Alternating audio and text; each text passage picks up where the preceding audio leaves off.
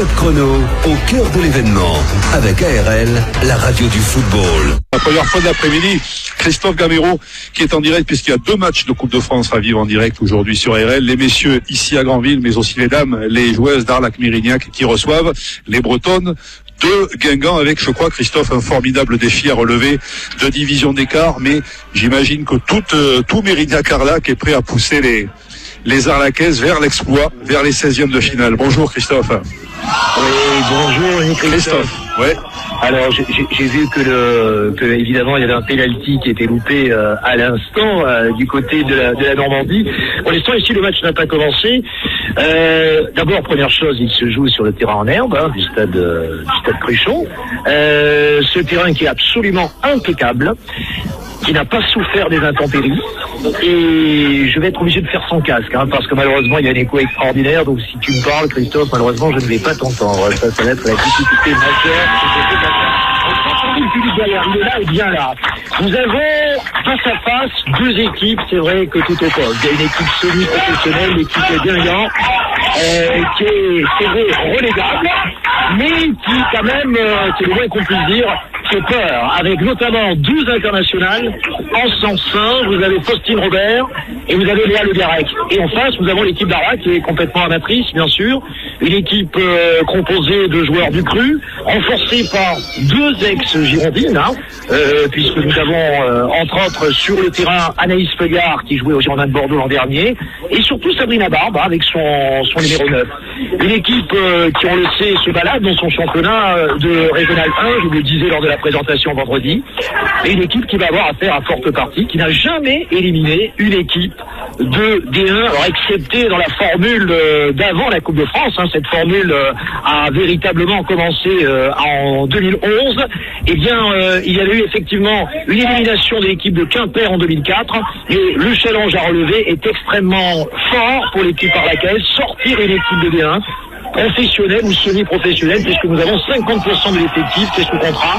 Nous en parlions à l'instant avec le manager de l'équipe de la Navant de Guingamp, en l'occurrence Marlène Godec. Alors je ne vais pas vous en dire plus pour la présentation de ce match, parce que nous avons une minute de silence à faire, peut-être l'avez-vous faite également, du côté de Guingamp, pour le décès de monsieur Martin, qui était le président de la Ligue d'Occitanie. Donc cette minute de silence, nous allons la marquer, et nous allons la marquer par une salle d'applaudissements.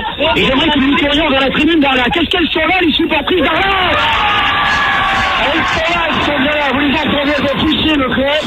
Elles vont pousser le club à se surpasser, à faire cet exploit, et on se retrouvera tout au long de l'après-midi pour vous donner un petit peu l'évolution de cette partie. À tout à l'heure, mon cher Christophe, on espère que les Girondins vont se ressaisir après ce penalty loupé, qui est peut-être finalement un signe du destin et qui pourrait nous faire croire que la chance va tourner enfin, et que les Girondins vont repartir de l'avant pour cette rencontre. À 13 minutes de jeu, et les Guingampaises mènent déjà par 2-0.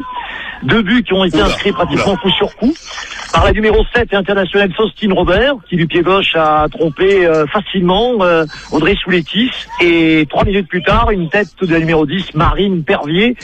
Pour l'instant, malheureusement, c'était le scénario qu'on craignait, mais c'est le scénario qui se déroule, à savoir qu'il y a une grande maîtrise technique guingampaise. Il y a des Arlacaises qui courent beaucoup, qui récupèrent peu le ballon. On sent vraiment une très nette différence de niveau. Et on se posait la question, on envisageait tous les scénarios possibles. Le scénario évidemment idéal eût été que les Arlacaises ouvrent le score, et l'inverse, bien annoncer le pire, et malheureusement c'est l'inverse qui s'est produit.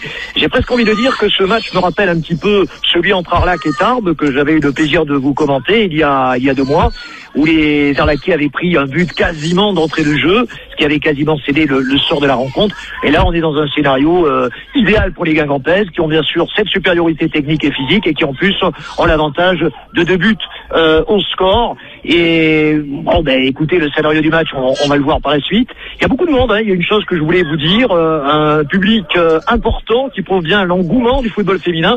J'ai juste à mes côtés Gilles Ekem, qui est le sélectionneur de l'équipe de France U20, qui va préparer, vous le savez, qui prépare actuellement la Coupe du Monde, qui se déroulera en Bretagne, justement du côté de Guingamp, pas très loin là-bas.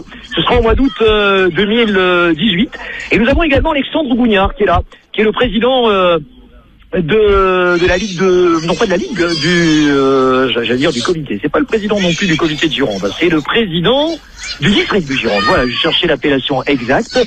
Il est avec nous, donc il y a du beau monde cet après-midi, mais pour l'instant, malheureusement, l'exploit dont parlait Vincent Ferrandon vendredi dans le journal Sud-Ouest n'est pas en marche, c'est plutôt l'inverse qui est en train de se produire. C'est une équipe bien grandaise qui joue à sa main, contestablement, et qui mène assez logiquement par 2 buts d'avance, alors que nous en sommes à la 15e minute de jeu, ici au stade Cruchon, confortablement garni avec une affluence de près de 300 spectateurs pour ce match de Coupe de France féminine. Qui l'eût cru il y a encore une dizaine d'années. Désormais, le football féminin s'est inscrit véritablement dans les annales du foot français. On ne peut que s'en réjouir. Il y a à l'instant même une nouvelle occasion de la numéro 9 guingampèse qui est facilement arrêtée par Audrey Souletis. On se retrouvera tout au long de l'après-midi.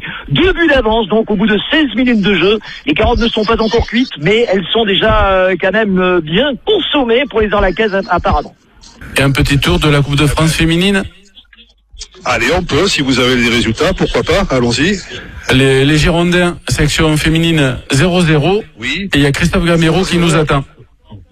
Ouais, Abbas Goulen contre l'équipe de Sainte-Luce. Elle joue les Girondines de Bordeaux aujourd'hui en Loire-Atlantique à Sainte-Luce. 0-0 pour l'instant. Le match a commencé à 14h30 comme le match entre les écureuils d'Arlac et l'équipe de Guingamp. Mais ça se passe pas trop bien pour les Arlacais, je crois, Christophe. Il y avait 2-0 pour les Bretonnes lors de votre dernier pointage. L'équipe sur le terrain, il y a une équipe guingampaise qui maîtrise parfaitement son sujet, qui s'est créé une kyrielle d'occasion, et on voit toute la différence qu'il y a effectivement entre une équipe qui est en D1, qui joue en D1, qui a une maîtrise technique, qui a une présence physique, même s'il y a un corner à l'heure actuelle qui est tiré par les Arlacaises. Soraya Boukoudawa. Et à l'instant, Kathleen Martins qui met de très peu au-dessus. C'est une deuxième occasion consécutive. Vous voyez, vous êtes arrivé au bon moment. Effectivement, il y a de grosses disparités dans ces championnats féminins entre ces équipes de D1 qui sont quasiment professionnelles et même la D2. Il y a un fossé. Alors, entre évidemment la D1 et la Régionale 1, il y a un fossé absolument considérable. Les surprises sont rares. L'an dernier, Hénin Beaumont était parvenu en demi-finale de la Coupe de France en éliminant une équipe de D1. C'était au stade des 8e de finale, me semble-t-il, c'était l'équipe de Soyaux. Et ça, c'est tout à fait exceptionnel qu'une équipe de Régionale 1, c'est-à-dire l'équivalent de la 3e division en quelque sorte pour les garçons, arrive à passer un tel cap. Ben, c'est plutôt du rare du rang de l'exceptionnel. Et là, on le voit bien aujourd'hui. Il y a une différence vraiment considérable. Mais au-delà, finalement, de cette différence de niveau, ce qui est rassurant, comme je vous le disais tout à l'heure, c'est quand même la présence d'un public très, très, très connaisseur de foot féminin. On sait que à Blanquefort, les Girondines accueillent régulièrement un millier de spectateurs. On n'a pas évidemment un millier de spectateurs aujourd'hui, mais on a quand même 300 à 400 personnes qui sont ici et qui assistent finalement à un spectacle de qualité. Alors si on en est donc à la mi-temps à Granville, eh bien ici on est à la 32e minute de jeu, 2-0 pour les Guingampaises. C'est tout à fait logique et on ne voit pas trop comment la tendance pourrait être inversée, même si bien sûr un but pourrait relancer les Arlacaises. On se retrouve dans quelques instants pour la suite de ce reportage ici, en direct du stade Cruchon. C'est le 32e de finale de Coupe de France féminine entre les Arlacaises et les Guingampaises, équipe de R1 contre une équipe de D1 féminine. Suspense revient du côté de d'Arlac. Les joueuses sont revenues, mais le suspense pas vraiment, parce qu'on est toujours à 2-0 à la mi-temps. De toute façon, celle-ci, la deuxième mi-temps vient de reprendre depuis 1 minute exactement. Alors, si on fait un peu le bilan de ce premier acte, il y a eu 10 minutes absolument catastrophiques. On peut le dire, les Arlacaises ont joué avec le frein à main. Elles ont encaissé fort logiquement 2 buts coup sur coup, je vous l'avais dit, par Faustine Robert, l'internationale, et par Marine Pervier. Et on peut dire que pendant 25 minutes, véritablement, les Guingampaises ont affolé la défense arlacaise qui était aux abois en permanence. Et puis, il y a eu effectivement un léger mieux à partir de la 30e minute, et il y a eu 3-4 occasions consécutives. Mais malheureusement, les Arlacaises n'ont pas réduit le score, et en ne réduisant pas le score, finalement, elles n'ont pas réussi à se donner de l'espoir. On vient de reprendre à l'instant ce match. Je vous disais qu'il y avait beaucoup de beau monde sur la touche. Nous parlions tout à l'heure de Gilles Ekem, sélectionneur U20. Avec lui, je m'entretenais à la mi-temps. Il me rappelait qu'il y avait quand même beaucoup de joueuses à Guingamp, soit qu'il a eu sous ses ordres, soit qu'il aura prochainement. En l'occurrence, par exemple, la numéro 2, Elodie Dinglor, ou bien encore Maëvan Drozo, qui est susceptible de disputer la Coupe du Monde U20 qui se déroulera en Bretagne l'été prochain. Donc inutile de vous dire qu'il y a une grande disparité des forces, même si effectivement les Arlacaises ont tendance à reprendre un petit peu de poil de la bête, notamment ce début de deuxième mi-temps, et on les voit beaucoup plus alertes avec à l'instant néanmoins une attaque pour une Guingampaise, peut-être le troisième but, non, qui est sauvé sur la ligne, un sauvetage sur la ligne à l'instant de Océane Blanc-Leroux. Attention parce que les Guingampaises récupèrent le ballon, deuxième sauvetage sur la ligne, et Lily Ducasse qui va pouvoir relancer son camp. Donc vous voyez, bon, malgré le léger mur dont je vous parlais, le danger est constant côté Guingampais, et pour l'instant assez logiquement, eh bien le score de 2-0 est finalement complètement justifié. J'entendais qu'à la mi-temps, les Girondines menaient par 2-1 contre Saint-Luc. Le match est un petit peu plus accroché entre une équipe de R1 et une équipe de D1. Ici, pour l'instant, la logique est finalement totalement respectée. Et on se retrouvera, mais quand vous le voudrez, pour la suite de ce match. Attention, parce qu'à l'instant encore, le hors-jeu n'est pas signalé. C'était la numéro 10, Guingampaise, qui a failli aggraver le score. Marine Verviers, qui avait déjà inscrit un but tout à l'heure. 2-0. Et on souhaite aux Girondins, évidemment, de poursuivre l'aventure qui mène 1-0 du côté de la Normandie. On va vous y retrouver, mon cher Christophe. 32e de finale de Coupe de France féminine entre Arlac et Guingamp, qui, j'ai l'impression, a quand même rendu son verdict, visiblement, Christophe. Les Guingampaises ayant fait le break compliqué pour les Arlacaises. Lors de notre dernière intervention, mais là, il est complètement plié, parce que depuis 10 minutes maintenant, eh bien, c'est non plus 2-0, mais 4-0 pour les Guingampaises qui ont doublé le score par Léa Abadou, la grande numéro 5 de la tête. Et c'est Faustine Robert, l'internationale, qui avait ouvert le score en début de match, qui a marqué un 4e but. Et là, on peut dire que les vagues guingampaises se succèdent à l'instant. Une nouvelle occasion, mais bon, elles sont innombrables les occasions. Là, les Arlacaises ont un petit peu lâché dans la tête. On espère simplement qu'elles pourront réduire le score, ce qui serait quand même extrêmement encourageant. On voit quand même toute la différence qu'il peut y avoir entre une équipe de D1 et une équipe de Régional 1. On le savait, bien évidemment, avant le match. Mais là, on le constate. Alors, le côté positif, comme je vous le disais tout à l'heure, évidemment, c'est le nombreux public qui est venu.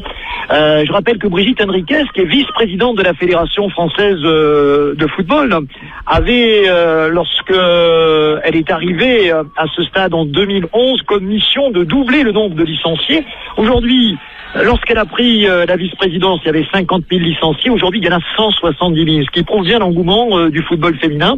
Et alors là, qui est assez révélateur de cet engouement ici dans la région, c'est quand même le plus gros club de la Ligue Nouvelle-Aquitaine, avec évidemment des U19 qui jouaient au niveau national, au plus haut niveau l'an dernier, avec une équipe qui est première, faut-il le rappeler, dans son championnat de Régional 1 et qui peut espérer monter en D2. Mais là, on voit bien la différence qu'il y a quand même entre des joueuses qui s'entraînent tous les jours, qui sont sous contrat, des joueuses amateurs qui ont du talent certes, mais qui n'ont pas ce potentiel physique ni cette habileté technique. Et le score de 4-0, ma foi, est complètement justifié. Alors tout ce qu'on espère, c'est que l'addition ne sera pas trop lourde d'ici la fin du match, mais malheureusement on peut craindre, alors que nous ne sommes qu'à la 65e minute de jeu, qu'il y ait encore d'autres buts. De suspense, il n'y aura pas ici au Stade Fréchon. Vous en avez encore du côté de la Normandie, alors on y retourne bien volontiers. Christophe Gamero est prêt si vous le souhaitez. Alors, Christophe est prêt, on va aller faire un tour. Il reste 5 minutes avant la fin de la première prolongation, première mi-temps de la prolongation ici à Granville. On va repartir à Arlac peut-être pour, je pense, la fin du match, les dernières minutes, Christophe, non? Exactement, la fin du match, les dernières minutes, et le moins qu'on puisse dire, c'est que le score a beaucoup enflé, puisqu'on est à 8-0. Et à l'instant, la fin du match, alors 8-0, je vous donne un petit peu les auteurs des buts. Il y a eu Faustine Robert qui a réalisé un triplé. Il y a eu également Louise Fleury, Il y a eu, me semble-t-il, Léa Le Garec qui a également marqué, et puis la remplaçante Désirée Oparanodi. Bon, ça fait un score fleuve qui est bien évidemment bien sévère. Alors, nous en sommes à 8 ou 9 d'ailleurs, je ne sais plus, c'est 9, ah non, je parle de 8, c'est bien 9-0. Et c'est un score fleuve évidemment qui reflète peut-être la disparité des forces entre une équipe Arlacaise qui a été courageuse mais qui a encaissé 2 buts trop rapidement, et cette équipe guingampaise. Alors, j'ai eu du beau monde au micro à l'instant, puisque je viens d'avoir Gilles Ekem, avec qui nous avons fait une assez longue interview, et le président Alexandre Bougnard. Vous pourrez les entendre demain, évidemment, dans le Journal des Sports demain soir. Ils réagissent évidemment sur l'impact du foot féminin, et notamment Gilles Ekem nous parle de sa Coupe du Monde qu'il prépare, qui se déroulera en Bretagne, justement. Cet après-midi, les Bretonnes étaient les hôtes des Ardennes. Top chrono au cœur de l'événement avec ARL, la radio du football.